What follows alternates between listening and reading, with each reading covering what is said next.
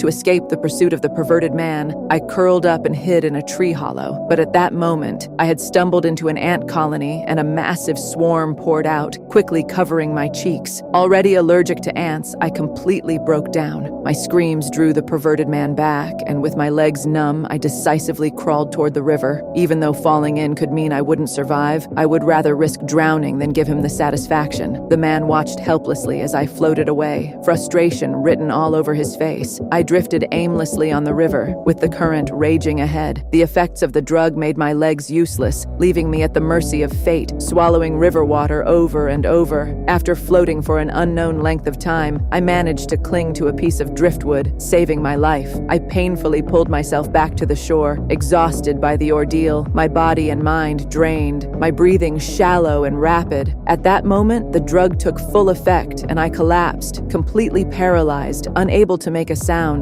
Fortunately, an elderly man tending to his weeds appeared and noticed me lying on the ground. No matter how he called out, I gave no response. It wasn't until he turned me over that he realized I wasn't injured, but for some reason, my body wouldn't move. Only my eyes could move. The elderly man began asking questions.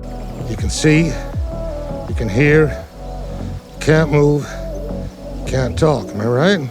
Receiving responses from my eyes, although he didn't understand what had happened, he found a small cart and prepared to bring me inside. As he was about to call the police, someone knocked on the door. I kept blinking to signal danger, and the man realized it was a bad person outside. Still, he opened the door. It was the perverted man. He guessed I had been rescued by the elderly man and lied, claiming he'd been in a car accident and accidentally lost his wife, hoping the man would help him. The elderly man didn't believe a word and turned him away. Returning inside, he planned to call the police, but the man barged in anyway and sat down on the sofa. He said he needed to use the elderly man's phone to call for help, claiming his own phone was lost in the accident. Then he started crying. The elderly man wasn't sure whether to believe him and wanted to hear what really happened. The man said that while driving through the forest, his wife suddenly became ill, grabbed the steering wheel frantically, and caused the car to crash into a tree, leaving him unconscious. When he woke up, his wife had vanished without a trace. The man's story seemed complete and coherent, but he didn't know that I was hiding right behind him, listening to his tale. The elderly man slowly began to lower his suspicion. Just as he was about to reveal my whereabouts, the man's phone suddenly rang.